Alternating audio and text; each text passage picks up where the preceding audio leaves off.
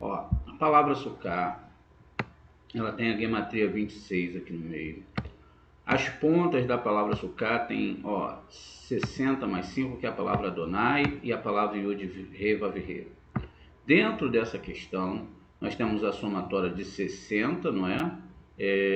Deixa eu tirar esses 6 aqui. Não, tá certo. 60 mais 6, mais 20, mais 5, que vai dar 91, que também é duas vezes, não é? Perdão, vai dar 91. A palavra men também dá gematria 91, porque é formada por um aleph, um men, um final, 91.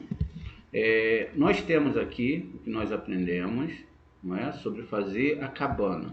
Olha, a própria palavra sukkah já diz o que é a cabana, porque já tem gematrizado dentro dela, se existe essa palavra, né, tem a gematria dentro dela, de que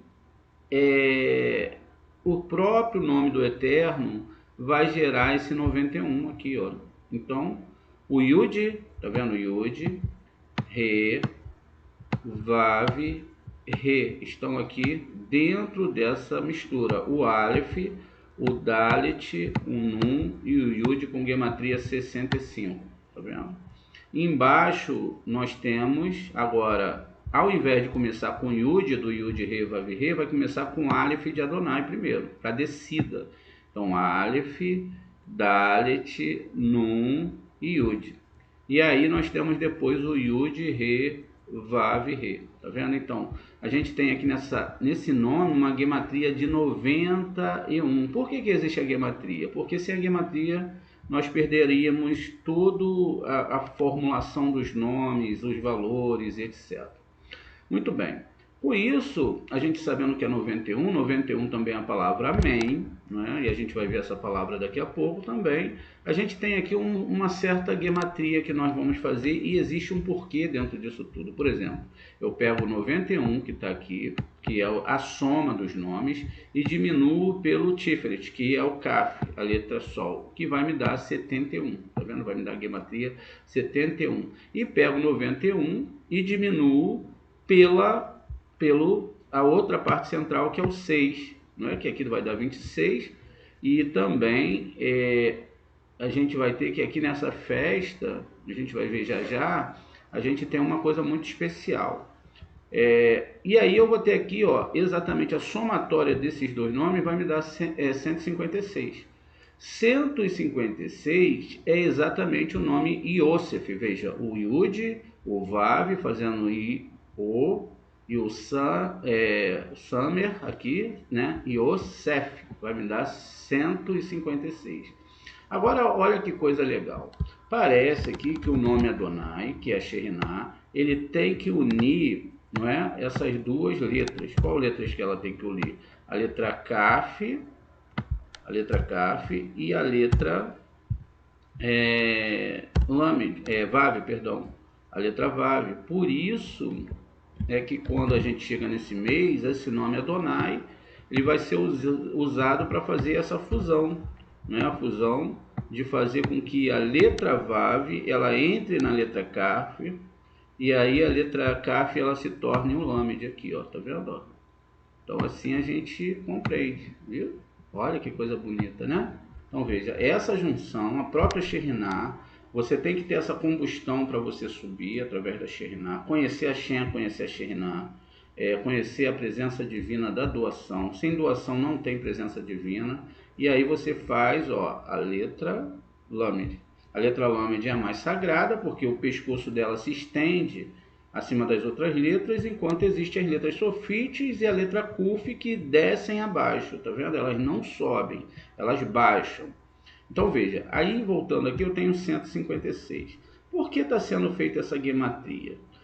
Diz lá, não é, no texto da Torá, que o Yaakov amava mais ao José do que os outros irmãos. Se eu tenho ali a minha sukkah, não é, que é 91 aqui em cima, Adonai com Yud Re Vav Re, ou Yud Re Vav Re com Adonai, e embaixo Adonai com Yud Re Vav Re, eu tenho 2 vezes 91, 91 mais 91 vai dar 182, e 182 é aqui o nome de Jacob, ó, 10 mais 70 mais 100, mais 2, 182. Então veja, está se falando desses nomes sagrados e da mistura desses nomes. Por quê? O Adonai, ele está aqui em Malhut. O nome Adonai está aqui em Malhut. O Yud Vav He está aqui em cima e o Shaddai está aqui na Lua. Essa junção aqui que a gente está fazendo. Ó. A Shekhinah está descendo, ou seja, o planeta está sendo reequilibrado. Veja como é que a coisa é complexa. E aí nós temos o Yosef. O que que acontece aqui? Por que que o Yosef amava mais o Jacó? Porque os meses, como a gente já explicou, são temporais. Não tem como eles serem iluminados, eles são, não é, eles não estão, eles são abstratos, não é? Então eles não podem receber uma corporidade aqui. Então a Lua não, o Yosef não, o Yosef era diferente dos irmãos dele. É por isso que ele vai gerar 2 meses que são os seus netos, os seus filhos, né, os netos de Jacob. E aí quando você pega 26 mais 156, que é o nome do Yosef, você vai ter 182. Ou seja, são 2 nomes divinos.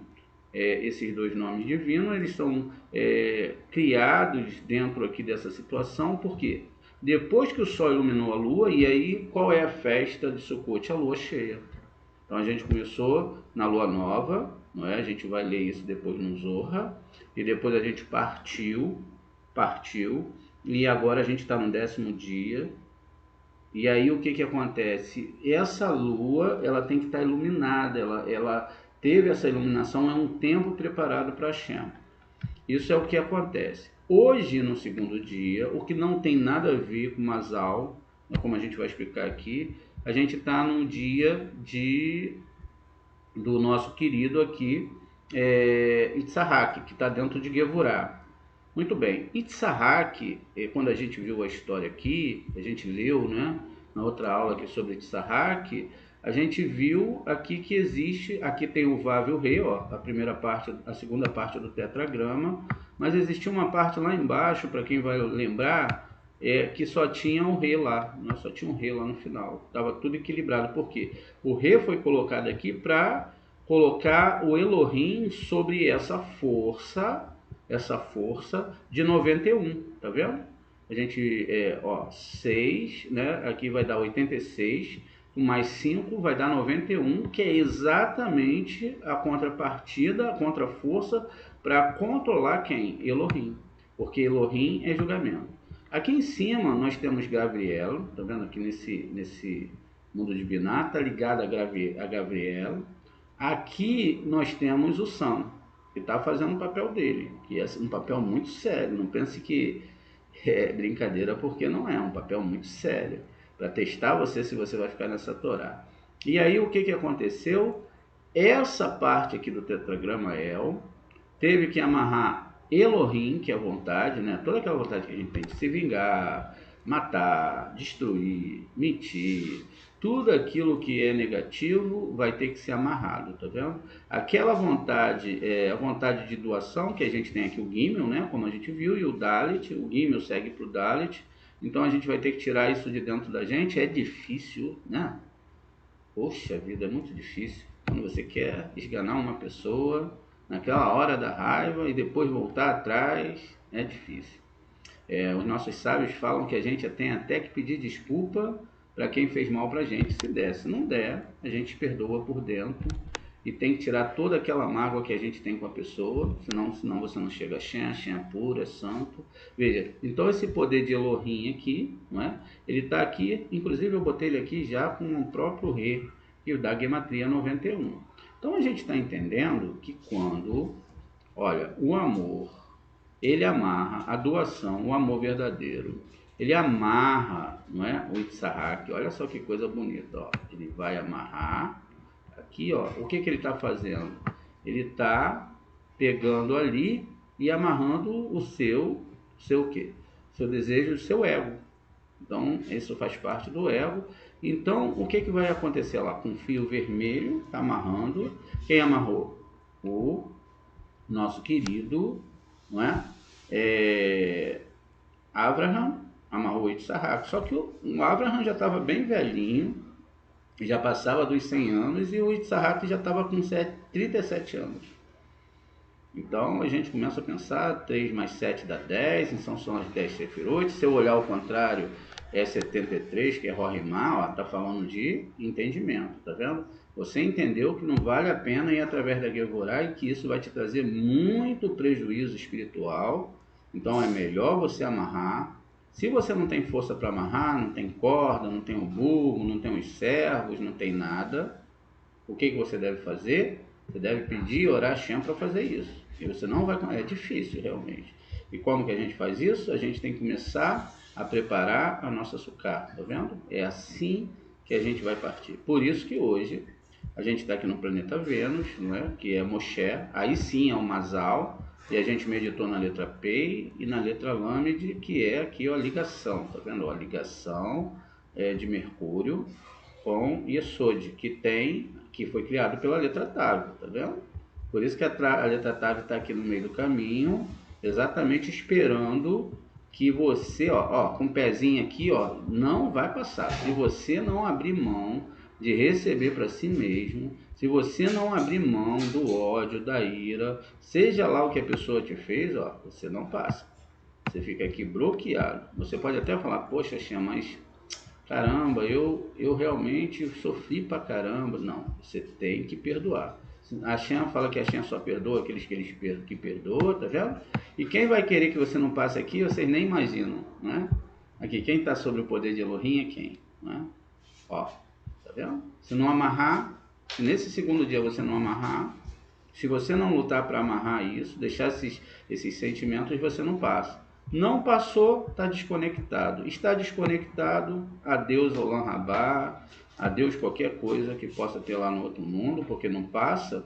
E se não passa, o que vai acontecer? Você não faz a travessia no mar, no Ensof. Você não chega, você não consegue chegar aqui em cima e voltar. Ou seja, aqui em cima existe um espelho, a gente já falou sobre isso, que reflete tudo que tem dentro de você. Ó. Então vamos lá, ó, o espelho está aqui. Ó. Então o que vai acontecer? Ele vai refletir para você, esse espelho, ele vai refletir ó, lá embaixo tudo que você mandar aqui para cima. As letras vão bater aqui se passar. E se não bater aqui, se bater aqui embaixo, aí meu amigo, você vai sofrer um bocadinho, né? Ó, vendo? Não passa. Essa tela negra aqui, a gente usa a tela negra para falar que tem uma construção, ó, não passa nada. Nem de cima para baixo, nem de baixo para cima, não passa nada. Tá tudo interrompido. Se tá tudo interrompido, a sua vida espiritualmente não vai para frente nem para trás, ó. Não passa. Por que não passa? Porque você não está dentro da verdadeira Kabbalah e dentro da verdadeira Torá. Tá? E aí o que vai acontecer?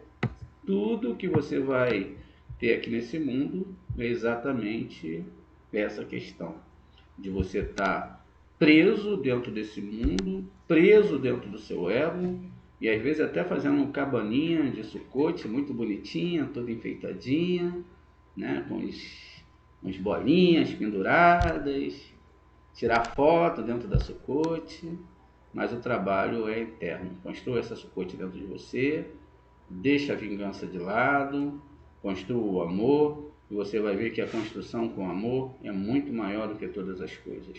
Vamos fazer a leitura do Zohar agora. A gente vai ler aqui, exatamente, começar daqui. Vamos ver o que diz aqui. Deixa eu só marcar, já está até marcado em negrito. Deixa eu botar só um pontinho amarelo aqui para mim não esquecer. Um homem ama verdadeiramente a Deus, Deus retribui o seu amor em todos os seus atos e o guarda, em todos os seus caminhos. É preciso observar que se um homem ama verdadeiramente a Deus, esse ama verdadeiramente a Deus é muito diferente do que a gente imagina, porque se um homem ama verdadeiramente a Deus, a gente está até sublinhando aqui o que significa. Significa que amar verdadeiramente a uma pessoa é você amar sem interesse de receber nada dele, e você só ama ele pelo que ele é. E diz que Deus retribui o seu amor em todos os seus atos e guarda os seus caminhos, como está escrito. O Senhor guardará a tua partida e a tua volta desde agora e para sempre. Observe como Abraão foi assíduo em seu amor pelo santo, para onde quer que fosse, ele não se importava consigo mesmo, tá vendo? Ele não protegia a sua honra, Ele apenas tentava aderir ao Todo-Poderoso, ou seja, tudo que ele fazia para Shem, para chegar aos mundos espirituais. Por isso Deus guardou seus pés, ele guarda, né, ele guardou o pé dos seus piedosos. O termo pés referindo à esposa de Abraão, a respeito de quem está escrito, e Abimelech não se aproximou dela. Também no caso do faraó, encontramos escrito: o Senhor castigou o faraó, sua casa, com grande praga, conforme a praga, não é, de Sarai. Isso aqui está num capítulo que a gente vai ver agora. Exatamente, Gênesis 12, 17. O que implica que ela deu ordem e o santo administrou os golpes, assim ele guardou os pés dos seus piedosos. Mas os ímpios serão silenciados na treva, preste atenção, aqueles que não estudam essa Torá. Estes são Faraó e Abimeleque, a quem o santo administrou punição à noite. Enquanto as palavras, porque o homem não prevalece pela força, tá vendo? Tem que amarrar e tsahar, que refere-se a Abraão, porque em Deus disse: agora, portanto, restitua a mulher do homem. Então Abimelech, ele teve que restituir a mulher de Abraão. E o Senhor se lembrou de Sara, como havia dito. E Rabi Hia discutiu aqui o versículo, e ele mostrou a Yehoshua, o sumo sacerdote, de pé diante do anjo do Senhor. E Satã de pé à sua direita para acusá-lo, isso é o Zacarias 3:1. Ele disse: este versículo deve ser cuidadosamente considerado. Yehoshua, o sumo sacerdote, é Yehoshua, o filho de Yetsodeque. O anjo do Senhor disse, do qual estava na região do conjunto de almas do justo, que é conhecido como anjo do Senhor. O Satã está à sua direita para acusá-lo, e o tentador maligno, que anda de um lado para o outro pelo mundo para arrebatar as almas e seduzir os seres para a perdição, tanto anjos como seres humanos. Preste atenção, ele seduz os seres para a perdição, tanto anjos como seres humanos. O Nabucodonosor jogou Yehoshua junto com os falsos profetas no fogo. E esse foi o momento que o aproveitado por Satã para trazer acusações contra ele no alto, para que ele fosse queimado com elas. Pois este é o caminho de Satã, ele faz isso, ele reserva sua acusação para a hora do perigo. Então, se você quebra essa Torá, numa hora que acontecer alguma coisa grave e essa acusação entrar, você perde a sua vida. Por isso, nós cabalistas não saímos e não nos colocamos em risco de forma nenhuma, nem à noite, nem em locais perigosos, ficamos na nossa casa estudando a nossa Torá. Ou para o tempo em que o mundo estiver em desgraça. Em tal tempo ele tem autoridade tanto para acusar quanto para punir, mesmo sem justiça, como se diz. Mas aos que são varridos sem justiça, os sem justa causa, isso é Provérbios no 13:23. Satã então está de pé para acusá-lo, isto é, para afirmar que todos foram libertados ou todos queimados no fogo. Pois quando o anjo da destruição obtém autorização para destruir, ele não discrimina entre inocentes e culpados. Por isso, quando o castigo recai sobre uma cidade, o homem não pode deixá-la antes de ser alcançado. Aqui tudo era mais fácil para Satã, porque os três já haviam se juntado em uma fornalha ardente, e aqui ele poderia exigir um único tratamento para todos. Para todos eles, para serem queimados ou para serem salvos. Pois um milagre não é produzido pela metade, libertando uma metade e deixando a outra metade para ser destruída. Mas o todo é milagrosamente salvo ou deixado em sua própria sorte. Rabi Yossi disse: é mesmo, Deus não abriu o mar vermelho para os israelitas, que eles pudessem passar em terra seca, enquanto as mesmas águas cercavam os egípcios e os afogavam, para que você tenha aqui, no mesmo ponto, uma libertação milagrosa e um castigo divino. Então, ele fez essa pergunta, porque acima falou que todos são salvos, ou a metade não pode ser salva, e ele faz essa pergunta. Rabi Hia respondeu: foi por isso mesmo que o milagre do mar de juncos apresentou tal dificuldade ao Todo-Poderoso. Pois bem, quando Deus pune e liberta milagrosamente, ao mesmo tempo é comum que não aconteça no mesmo lugar ou na mesma casa. Quando isso acontece, é uma tarefa pesada para ele. Pelo mesmo princípio, o santo não pune os culpados até que a medida da sua culpa seja cumprida. Como está escrito: pois a iniquidade dos amorreus ainda não foi preenchida, não chegou no nível. Isso é o Bereshit 15:16, que é Gênesis. E novamente, com medida, contendeste com eles e quando o rejeitaste. Isso é Isaías 27:8. Por isso Satã exigiu que Yehoshua fosse queimado junto com outros, até que lhe disse: o Senhor te repreenda, ó Satã, Zacarias 3:2. Quem disse isso? Ele era um anjo do Senhor. Mas observe a respeito de Moisés, pela sarça também está escrito: o anjo de Hashem lhe apareceu em uma chama de fogo, isso é Êxodo 3:2, enquanto um pouco mais tarde está escrito: e quando o Senhor viu que ele se desviava para ver, Êxodo 3:4, a verdade é que a escritura diz às vezes o anjo de Hashem, e às vezes simplesmente o anjo, e às vezes também o Senhor. Por isso também está escrito, esse Senhor é Yud-Kei-Vav-Kei, ou Adonai muitas vezes: o Senhor te repreenda, ó Satã, e não eis que te censuro. Assim, sempre que o santo se senta no trono do julgamento para julgar o mundo, Satã, o sedutor de homens e anjos, está pronto para fazer mal e arrebatar almas. O Rabi Simeon, um dia, enquanto ocupado com seus estudos, estava examinando o versículo. E os anciões daquela cidade tomaram uma novilha do rebanho e quebraram o pescoço da novilha para lá do vale, né? Isso aqui eu tenho que ver, mas isso está lembrando a parte exatamente do assassinato entre duas cidades, e que quando tem que se medir qual a cidade que tem menos espaço, e aí se mata essa ovelha. Ele disse: de acordo com a lei, nunca deve ser quebrado com um machado pequeno. O Rabi Eleazar lhe perguntou: que necessidade há de tudo isso? Então o Rabi Simeon chorou e disse: ai do mundo que foi seduzido, pois desde o dia em que a serpente maligna, enganando Adão, obteve domínio sobre o homem e sobre o mundo, sempre desviou as pessoas do caminho reto.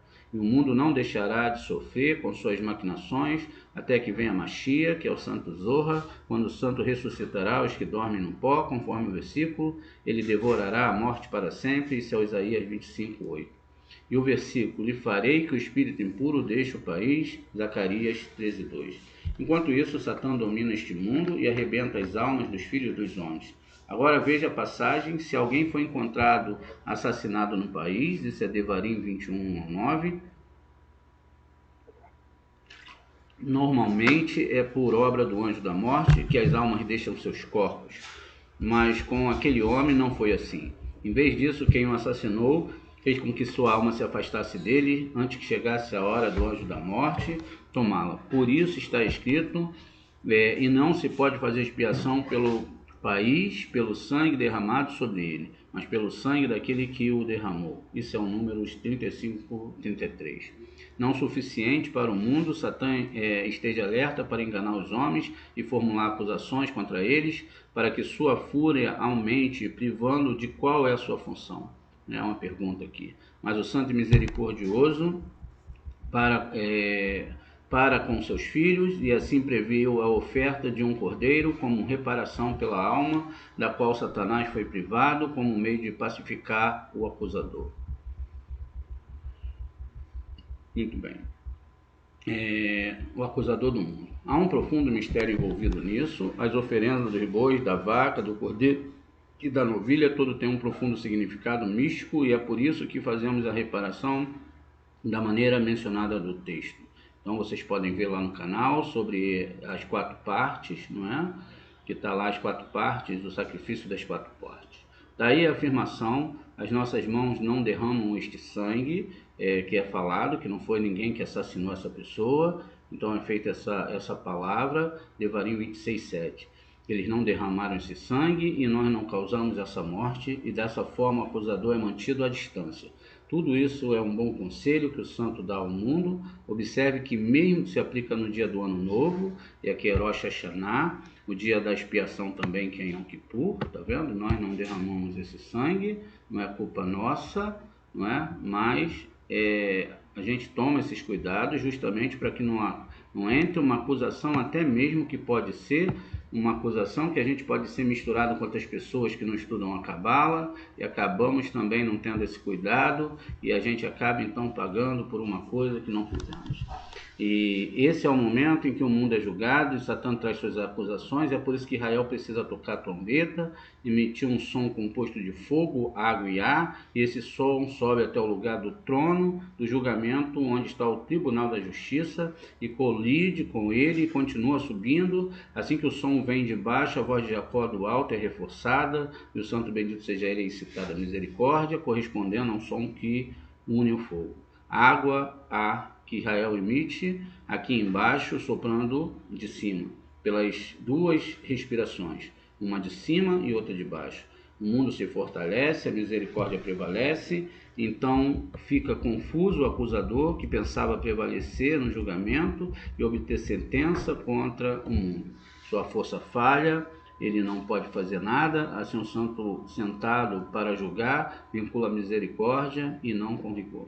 Quando a gente sopra o shofar, sai o calor da nossa alma, sai também o líquido, que é o vapor, junto com esse calor, não é? E tudo isso sobe para cima, junto com o som, para fazer com que o lado negativo seja confundido. Tudo isso só pode ser feito por uma pessoa que realmente estuda essa Torá e que realmente tem esse amor de Hashem dentro dele e que abriu mão de todas as coisas para fazer isso. No versículo também fala aqui, toque da buzina na lua nova, né, no dia da festa, para quando chegar na lua cheia, que é em Yom Kippur, tudo está resolvido. Salmo 81, 4, aqui a palavra é baquece, não do jeito que está lá, né? Leon Ragnor. Toque a buzina na lua nova. Aqui a gente tem a palavra shofar, a gente estudou sobre isso. E na lua cheia para os nossos dias de festas, então a palavra que ele diz é essa aqui, Beit, 22 letras hebraicas, tá vendo? Nós temos também aqui o mês de a letra Samer e a letra Re. E aqui a gente vai ter o que? 65 novamente, tá vendo? Como tudo fica dentro da Torá, a mesma coisa que a gente tem lá na palavra Sukkah, e aí a gente vai ter praticamente a mesma coisa, 65 mais 22, se eu somo mais 4 letras, 26. Então está formando a mesma questão da palavra Sukkah, por isso lua nova, Rosh Chodesh, ou Rosh Hashanah, que também Rosh Hashanah também é um Rosh Chodesh, e a lua cheia, que já é o Yom Kippur. Deixa eu continuar aqui. Então a palavra que a gente viu, ela tem uma gematria, significa um momento em que a lua é invisível, pois naquele momento a serpente do mal está em vigor e é capaz de prejudicar o mundo. Mas quando a misericórdia surge, a lua nasce e sai daquele lugar, assim a serpente má fica confusa, perde a sua força e não consegue se aproximar de lá. Por isso que no dia do ano novo é necessário confundi-lo, para que ele seja como alguém que acorda do sono e está semi-consciente. Da mesma forma, o dia da expiação é necessário pacificá-lo, tornando propício por meio de um bode expiatório que lhe é trazido, com que induz a assumir a defesa de Israel. Mas no dia do ano novo ele fica confuso e é incapaz de fazer qualquer coisa. Veja, o incitamento da misericórdia subiram de baixo, despertar da misericórdia de cima, e entre eles a lua. Isso confunde e desorienta, ele fica sem poder, e assim o santo dispensa seu julgamento sobre Israel em espírito de misericórdia, e concede-lhes como um tempo de resta e de graça aqueles que entram no ano novo e a expiação para aceitar de todos aqueles que se arrependem de seus pecados, e para o perdão das suas iniquidades, dando-nos descanso até o dia da expiação. Dessa forma, o santo deu-lhes a Israel todos aqueles mandamentos para salvá-lo de cair na mão errada e de ser julgado com rigor, para que todos os seus filhos possam sair inocentes na terra por meio da sua misericórdia, que como a misericórdia de um pai e os seus filhos, como explicamos, tudo depende de ações e palavras. Então, o Senhor visitou Sara.